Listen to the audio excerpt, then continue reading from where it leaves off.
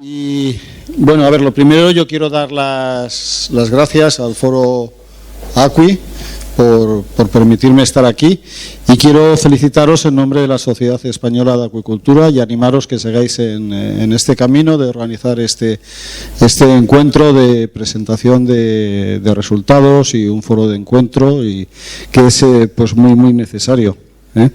Y espero volver a veros y mantener la colaboración entre nuestra sociedad y vosotros.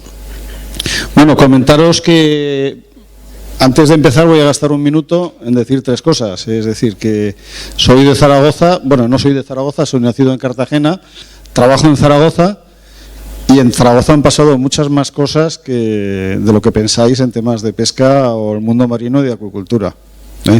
Una de ellas es que natural de Zaragoza, de una población a 20 kilómetros de Zaragoza, es oriundo el que fue fundador del Instituto Español de Oceanografía, Odón de Buen. Otra de las cosas es que en la provincia de Zaragoza habréis oído hablar del monasterio de Piedra. Bueno, pues en el 2017 se cumplieron 150 años de la primera piscifactoría comercial existente en España, en el monasterio de Piedra.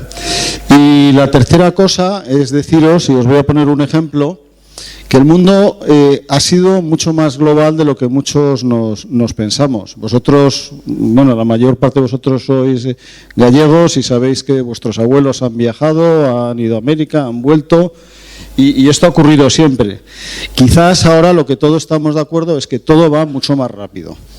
Pero bueno, dentro de 10 años vamos a celebrar el 500 aniversario del Tratado de Zaragoza, que muchos de vosotros no conocéis, y es un tratado que fue continuación del Tratado de Tordesillas, que la mayor parte de vosotros seguro que conocéis. Bueno, el Tratado de Tordesillas se firmó en el año 1494, 2 años después del descubrimiento de América, mediante el cual el Reino de España y el Reino de Portugal pues trazaban una línea en el Océano Atlántico, en un paralelo, en un meridiano, y digamos que se repartían el mar. Más que repartirse el mar, lo que hacían era repartirse las vías de exploración y cómo llegar a las Indias. Portugal ya tenía, digamos, la costa oeste de África por donde navegaba para llegar a las Indias, y ya sabéis que el Reino de España buscaba una nueva ruta para llegar a las Indias. Bueno, este año estamos celebrando pues el 500 aniversario de la primera vuelta al mundo, de la expedición de Magallanes, y dentro de 10 años celebraremos en Zaragoza, no creo que en ningún sitio más, el 500 aniversario de este tratado, mediante el cual este meridiano trazábamos la vuelta al globo, porque ya se había explorado todo el globo y más o menos se conocía bastante mejor, se había cartografiado bastante bien a la Tierra, y claro, los españoles y los portugueses nos encontrábamos pues al otro lado del mundo, y entonces en Zaragoza, otra vez en el interior, se hace un acuerdo mediante el cual pues nos repartimos digamos las tierras o la colonización, y de allí que nosotros pues bueno, nosotros los españoles pues estuvieran en Filipinas. He gastado 2 minutos o 3 de mi tiempo, espero que me los perdones. Y bueno, comentaros que el CIAN es un organismo intergubernamental. Yo vengo del Instituto Agronómico de Zaragoza, es uno de los 4 institutos que tiene este centro, el único de ellos que no está en la costa, pero ya habéis visto que eso no importa. Y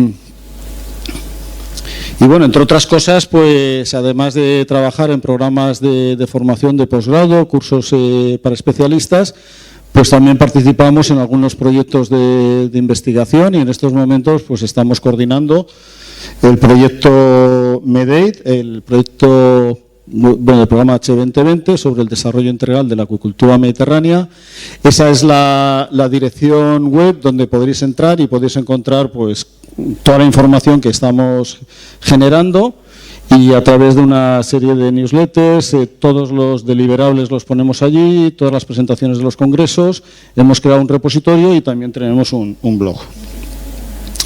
Estas son las entidades que participan en el consorcio, 35, en fin, es un consorcio bastante amplio, como muchos de estos proyectos del programa H2020 y muy multidisciplinar. Y esto enlaza con lo que esta mañana nos había comentado el director del Instituto de Investigaciones Marinas sobre la necesidad de abordar investigaciones de una manera multidisciplinar. Es decir, se espera hoy en día que nuestras investigaciones, nuestros trabajos sean de muy alta calidad y de muy alta especialización, pero lo hagamos de una manera colaborativa con otros expertos de otras disciplinas.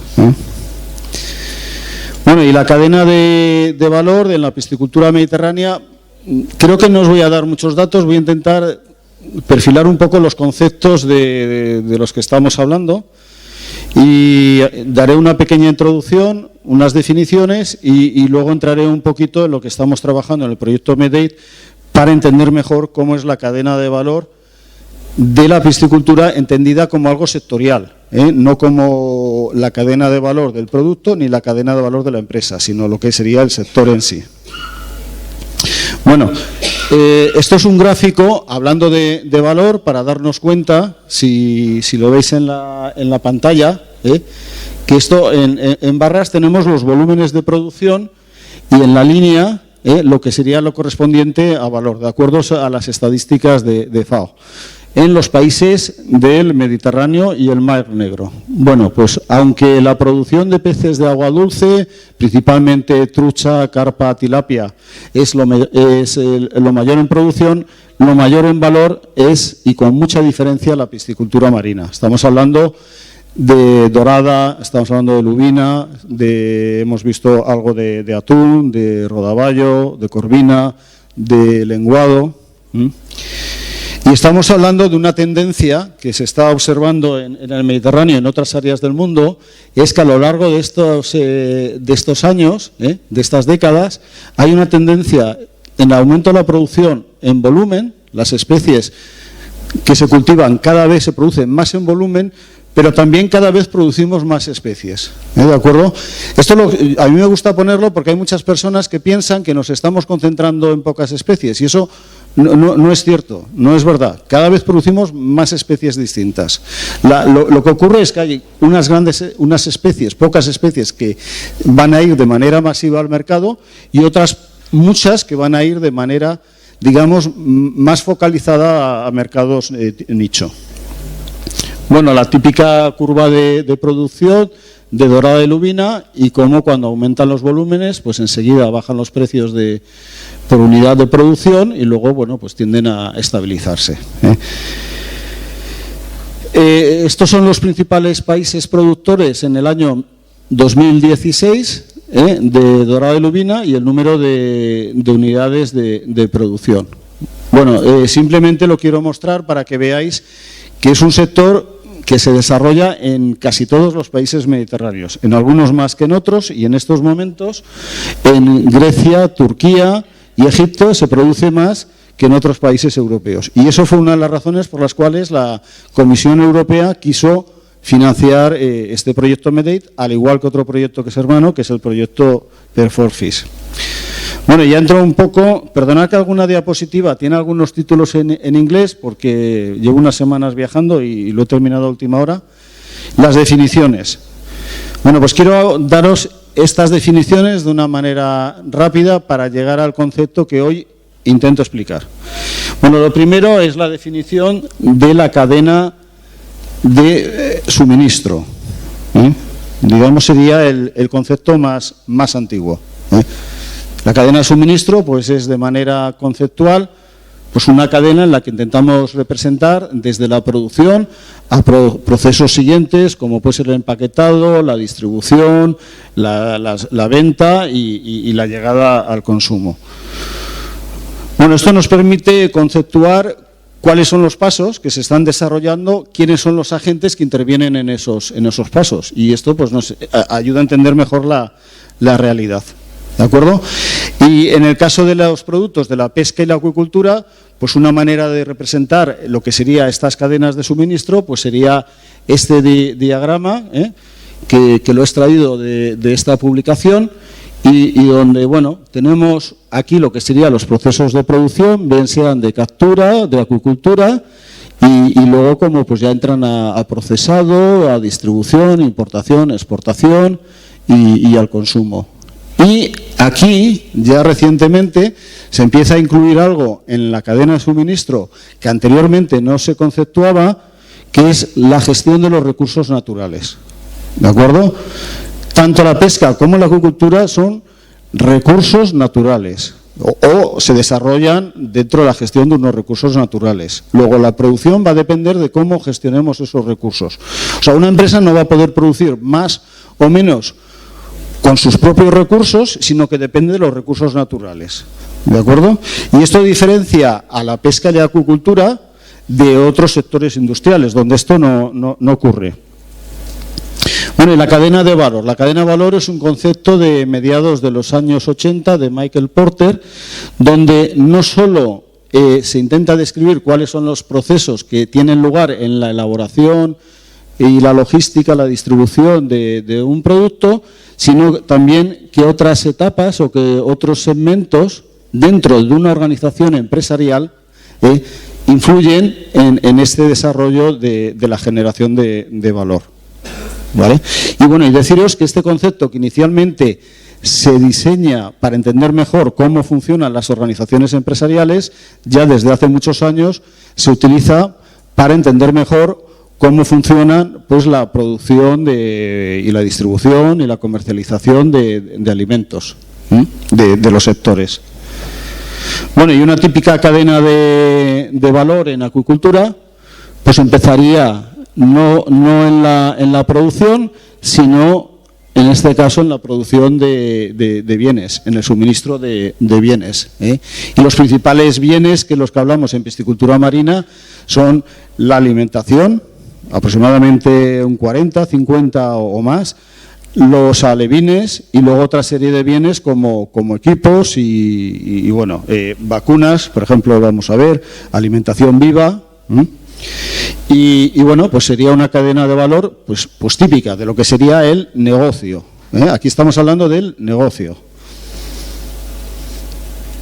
Bueno, y el análisis de la cadena de valor, ¿qué es lo que nos ayuda? Pues a mirar a todas esas etapas que hay en estos procesos, analizarlas, a ver cuáles son los flujos en volúmenes, en destinos, en orígenes, y también cómo se va generando a través de cada transferencia, de cada etapa, cómo se va generando valor.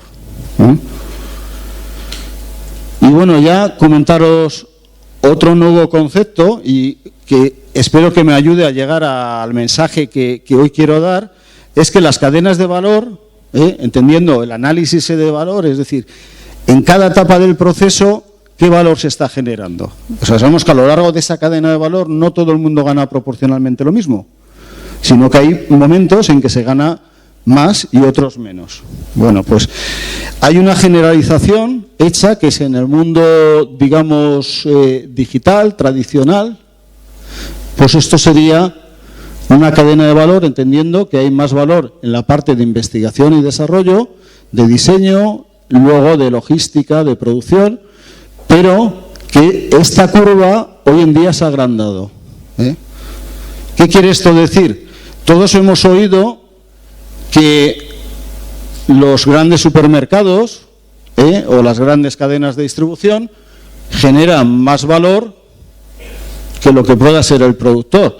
Pero lo que todos de nosotros no tenemos, o muchos de nosotros no tenemos claro, es que estas etapas de investigación y desarrollo y diseño también generan mucho valor. Vale, y esto yo no lo digo porque esté en un foro coordinado desde la Universidad de Santiago de Compostela, que seguro que esto que me creerán lo que digo, pero sino que es verdad. Bueno, es verdad, es lo que yo defiendo. Bueno, y deciros que hemos pasado del concepto de la cadena de valor a nivel de organización o de empresa para ir hacia lo que sería el concepto de la cadena de valor como si fuera de un sector. Y entonces, de nuevo, volvemos a hablar de conceptos que sean sostenibles. Sostenibles, pues en el tiempo, perdurables, que sean equitativos, que a lo largo de las distintas etapas pues se genere valor y se distribuya de una manera equitativa, donde los distribuidores no exploten a los productores, sino que se genere valor y se distribuya de una manera adecuada, que sea sostenible bajo el punto de vista ambiental.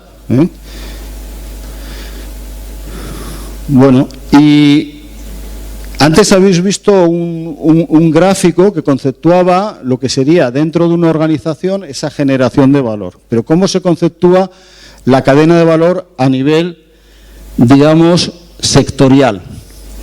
A nivel sectorial y más dentro de unos sectores donde sus producciones dependen de la gestión de recursos naturales o dependen de decisiones que deberían ser consensuadas. Y cuando hablo de decisiones que deberían ser consensuadas, pues podemos hablar de decisiones que pueden tener que ver con la gestión sanitaria, es decir, qué normas, qué controles podemos poner a la importación, a la exportación, al movimiento de animales vivos, qué normas podemos poner al uso de ingredientes en la producción de alimentos, qué normas ponemos al acceso a los recursos a la zona costera y qué límites ponemos al impacto ambiental. Todo eso tiene que ser producto de unas decisiones concertadas donde los distintos agentes pues estén implicados. Bueno, y esto pues es una manera de representarlos. Aquí tendríamos la típica cadena de valor de una organización donde pues hay provisión de bienes, de servicios, hay también el capital que ahí entra, pero donde también se intenta representar cómo las administraciones o el entorno administrativo a nivel nacional o a nivel internacional influye en la gobernanza de estos sectores. Estamos ya hablando de gobernanza. Bueno, y ahora, con una L menos en el título, pasaremos a hablar de las cadenas de valores globales. Hemos visto los conceptos de una cadena de valor sectorial. Hay gente que habla de sistemas de alimentación, no de cadenas de valor, pero la FAO sigue hablando de cadenas de valor. Y ahora veremos qué es esto de las cadenas de valor globales. ¿Y por qué lo traigo yo a colección hoy? ¿Por qué yo he querido hablar de esto hoy y aquí? Bueno, pues se está viendo hoy en día que las cadenas de valor no se dan, excepto en algunos casos, en una localización geográfica determinada. En el caso del rodaballo sería un caso bastante particular. Pero en el caso de la piscicultura marina mediterránea, que es lo que nosotros estamos analizando desde el proyecto MEDAID, creemos que nos parecemos más a una cadena de valor global. Y la cadena de valor global son esas cadenas donde la producción, el diseño, la distribución, la financiación tiene lugar en distintos orígenes geográficos, ¿vale? Y uno de los mejores ejemplos que tenemos pues es el ejemplo de la producción del iPhone o de la producción de los aviones de Airbus o en alimentación pues de Nutella, de nocilla. Esto es un gráfico de lo que sería una representación de la cadena de valor para el iPhone 4 hace ya unos cuantos años. Pero bueno, para que veáis que cuando se habla que el iPhone se manufactura en China, lo que quiere decir es que el asamblaje se hace en China, no que se produce todo en China. En China también se producen componentes, pero hay una serie de componentes que se producen en otros países, como Corea, Alemania, Francia, Japón y otra serie de países, ¿vale? Se asamblan en China, donde también participa pues la empresa madre de Estados Unidos, donde realiza una serie de inputs y bueno, pues luego ya entran a la exportación y al mercado. ¿De acuerdo? Bueno, entonces, ¿por qué hablamos de cadenas de valor globales? Pues porque se producen, se desarrollan y se producen en distintos lugares geográficos y porque las tomas de decisiones se dan de maneras concertadas en distintas geografías. Y bueno, ¿os acordáis de la curva esta SMILE de la cadena de valor? Pues ahora otro concepto o otra visión de la realidad es esta que dice que esto no es verdad siempre. Para algunas cadenas de valor funciona así, para otras no, pero esto es una generalización. Y la generalización lo que dice es que normalmente en la fase de manufacturación, de asamblaje, el valor que se genera es menor que en las fases de distribución, marketing, venta, y menor también, por supuesto, que en las fases de investigación, diseño, ¿vale? No sé si os acordáis, pero yo le he hecho una pregunta a Fernando Sanz de Scretin, que era que cuánto invertían ellos en I+D. Bueno, Fernando luego me dijo, primero dijo que un 5 o un 7, y luego me dijo, dice, bueno, lo he revisado, nosotros gastamos en I+D un 2% de su facturación. De su facturación, que en beneficios pues debe ser muchísimo más que el sueldo de Fernando. Bueno, entonces, por ejemplo, ¿de qué estaríamos hablando? Pues estaríamos hablando de que la empresa Scretin, ¿dónde estaría posicionada? Pues yo la posicionaría más o menos por aquí, un proveedor de bienes con muy alto valor añadido, donde investiga mucho. Y la investigación la hace en colaboración, bueno, ellos tienen su propio centro de investigación, pero la hacen en colaboración con empresas, con universidades. Así que si algunos de vosotros sois investigadores o termináis siendo investigadores o trabajando en investigación, por favor, reivindicar vuestro puesto en la cadena de valor y en el sector, que es mucho más importante de lo que podáis pensar. Bueno, y en la piscicultura mediterránea, bueno, ya os he soltado todo este rollo introductorio para ver si entendéis por qué estamos trabajando en esto y qué es lo que queremos analizar. Bueno, todo esto viene al caso porque inicialmente os había mostrado un mapa de la producción de la piscicultura marina en el Mediterráneo, donde la mayor parte de la producción se da en países no europeos. En Grecia, Grecia es Europa, en Turquía, en Grecia, también se da mucho en Egipto, en Túnez, y los países europeos están estancados. Entonces la pregunta es, ¿quiere esto decir que el sector está estancado, ha perdido valor y no tiene futuro en los países europeos? Y esta sería la gran pregunta que nos hacemos. ¿O debemos conceptuar la acuicultura en nuestros países de otra manera? 5 minutos. Vale. Bueno, una de las cosas que podemos hacer cuando hablamos de la cadena de valor es, os había hablado de decir cada segmento, identificar los agentes que están en cada segmento. Nosotros, al igual que otros muchos grupos de investigación, pues hemos hecho un análisis de los distintos agentes que tienen que ver bien en lo que sería la cadena de valor, digamos, estrictamente industrial, o bien en una cadena de valor, digamos, más sectorial. Y bueno, pues hay una serie de agentes. Lo que es importantísimo es que cuando se toma una decisión, se hace una estrategia, se desarrolla una normativa, todos los agentes implicados sean consultados. Nosotros nos quejamos, bueno, yo no soy productor, algunos productores habrá en la sala, que muchas veces yo los he oído quejarse de que la normativa para el uso de medicamentos pues es muy estricta y que no saben quién es el energúmeno, que seguro que era veterinario, que la desarrolló. Bueno, pues el productor también tiene su responsabilidad, porque él debe saber que hay veterinarios que trabajan en la administración que tienen como obligación desarrollar normativas en estos temas. Y más les vale hablar con ellos, colaborar con ellos, para que las normativas se adecúen a la realidad del sector. Bueno, y esto muy rápido, repasando los conceptos. En la acuicultura mediterránea esto sería la cadena de suministro, la cadena de valor, donde hay más agentes que antes, la cadena de valor entendida como de la organización industrial. Y ya si nos olvidamos de esa cadena de valor y empezamos a dibujar, a incorporar más elementos que tienen lugar en la concertación de toma de decisiones y desarrollo de legislaciones, pues podríamos identificar pues toda esta serie de agentes.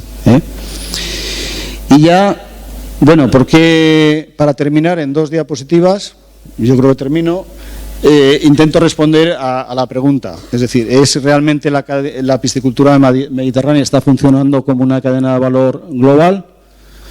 Bueno, pues deciros que aunque los mercados están localizados en países productores y en países no productores o deficitarios, El suministro de bienes principales como alevines o como piensos se concentra en menos países que los productores, lo cual quiere decir que hay un tráfico, un mercado pues bastante grande. Y la tipología económica de los países que son productores y los países principalmente productores de bienes y servicios, pues no es la misma.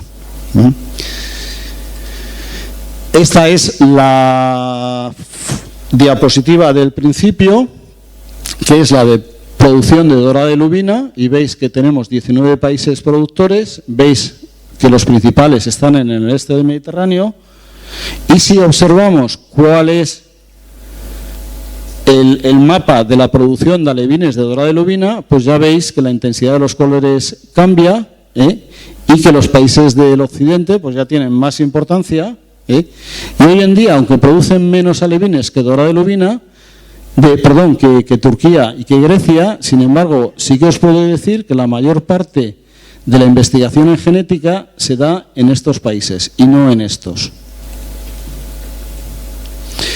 En cuanto a la producción de piensos, bueno, pues los países más consumidores, porque producen más, pero de nuevo los países occidentales, España, Francia e Italia, donde están las principales multinacionales del sector, pues producen mayor cantidad. Son países, digamos, que exportan a los otros países productores. Y son 11 países. Bueno, y una manera de ver quiénes generan conocimiento es ir a las bases de datos bibliográficas, hacer unas búsquedas con distintas palabras claves y ver qué te sale. Y aquí, haciendo una búsqueda con lubina y con dorada, pues bueno, pues esto es lo que me salió la semana pasada, donde España produce casi una cuarta parte, un 21 o un 22% de la producción científica en estos años. Y donde estos 5 países europeos producen más del 50% de la producción científica.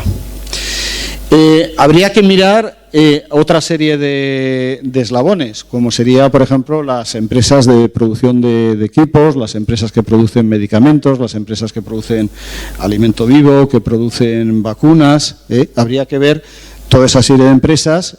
Lo que ocurre es que la información disponible para eso es muy escasa y no es tan fácil. Intentaremos hacer algo y el objetivo de mi presentación pues era un objetivo un poco reivindicativo, que era el decir que el sector de la acuicultura y la piscicultura marina no solo son los productores, y es mucho más, y que entre todos tenemos que ayudar a que ese concepto esté encima de la mesa en la toma de decisiones y bueno, eso es lo que yo defiendo. Y luego, si tenéis preguntas, pues ya las contesto.